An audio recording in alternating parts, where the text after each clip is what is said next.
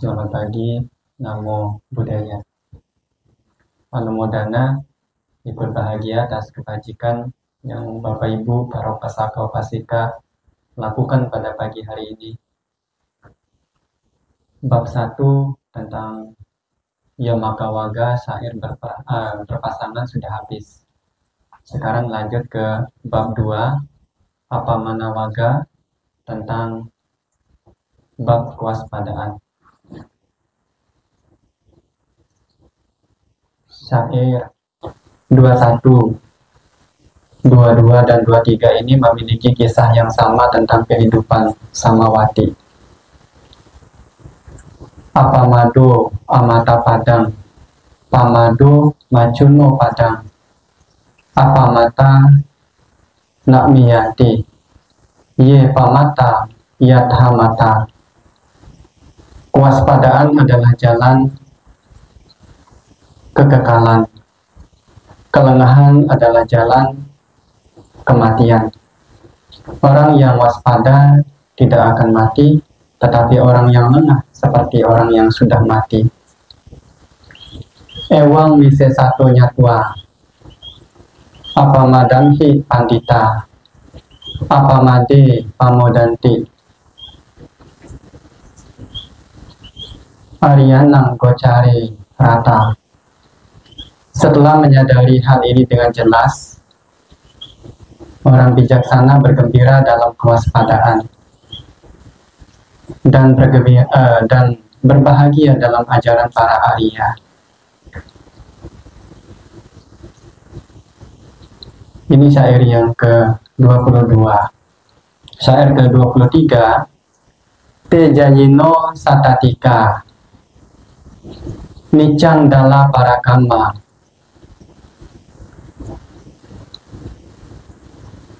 Usanti dirani panang, yoga kemang anutarang. Orang bijaksana tekun bersamadi, hidup penuh semangat dan bersungguh-sungguh. Pada akhirnya akan mencapai kebebasan mutlak nibbana. Ini 3 syair ini memiliki kisah tentang kehidupan samawati. Dikisahkan bahwa Samawati adalah seorang putri Gosita, putri seorang bendaharawan Raja Udena. Permaisuri dari bendaharawan Raja Udena. Dan juga Samawati adalah salah satu siswi berumah tangga Sang Buddha yang unggul dalam kediaman cinta kasih. Selain sebagai permaisuri raja, Samawati adalah seorang siswi yang unggul dalam cinta kasih. Permaisuri lain dari Raja Udena adalah Magantia. Magantia adalah orang yang tidak suka terhadap Sang Buddha, karena orang tuanya pernah menjodohkan dia dengan Sang Buddha, tetapi Sang Buddha menolak.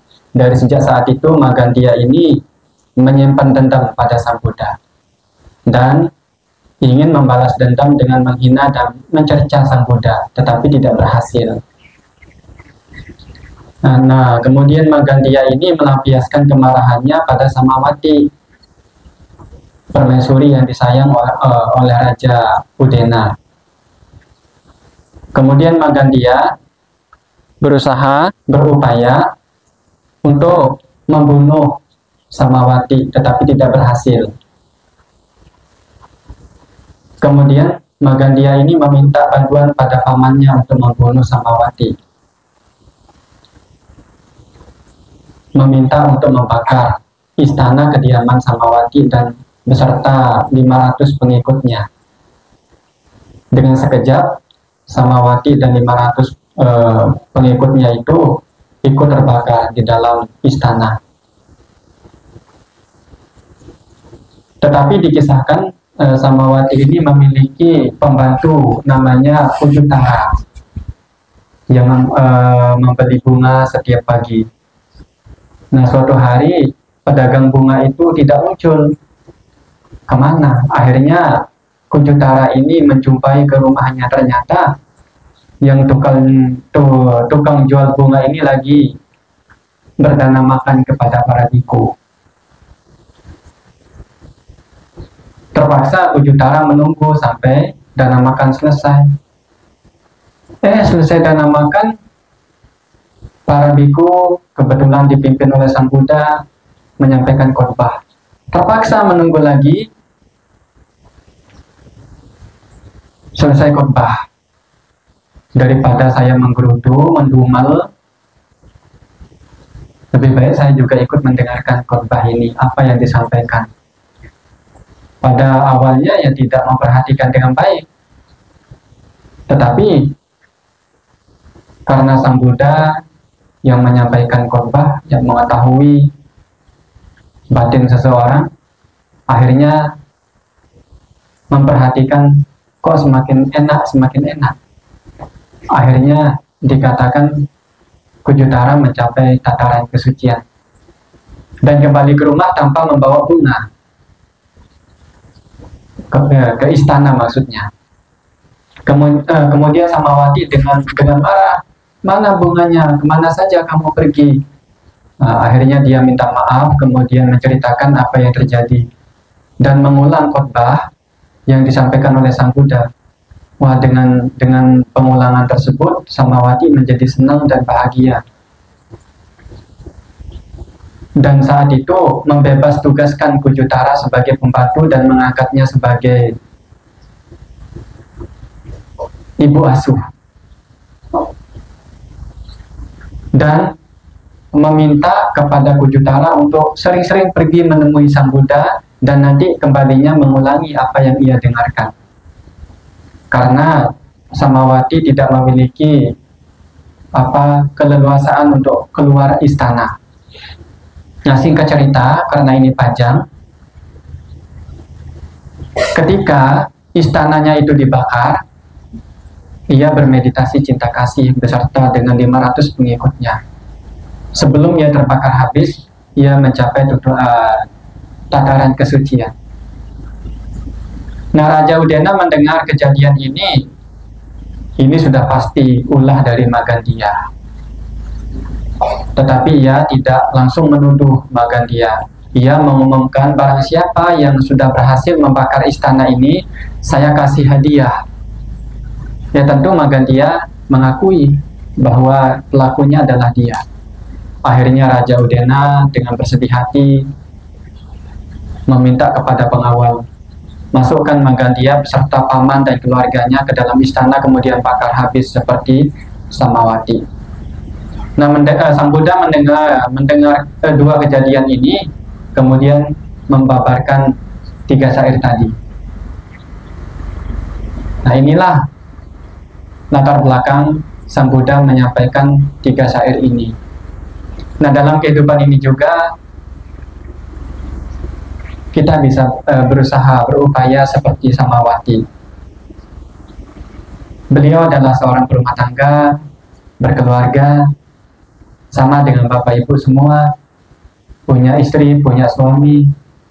Bahkan Samawati adalah salah satu siswi yang unggul dalam cinta kasih. Nah, oleh karena itulah, mendengar dari kisah ini tidak membedakan antara Pabajita dan berumah tangga. Kita memiliki tugas yang sama dan peluang yang sama untuk bisa mencapai harapan-harapan baik duniawi maupun adi duniawi. Bahkan Samawati sebagai berumah tangga pun bisa mencapai kesucian. Nah, oleh karena itulah, kalau kita berupaya memiliki kewaspadaan dan senang dalam mempraktekkan ajaran para Arya, maka kita pasti bisa mencapai apa yang diharapkan oleh Sang Buddha. Ini renungan pada pagi hari ini. Semoga kita terus berupaya dalam Dhamma, terus berupaya memiliki batin yang luhur, agar kita bisa mencicipi apa itu kebahagiaan. Nah, mari setelah berbuat baik, renungkan semua bentuk kebajikan ini, semoga membawa keberkahan dalam bentuk kesehatan, usia panjang, kekuatan, dan kebahagiaan. Semoga Para leluhur, ayah ibu, sanak keluarga yang sudah meninggal turut berbahagia. Semoga para dewa yang bersemayam di wihara ini, di rumah, di toko, di kantor, di tempat kerja turut berbahagia. Semoga semuanya berbahagia.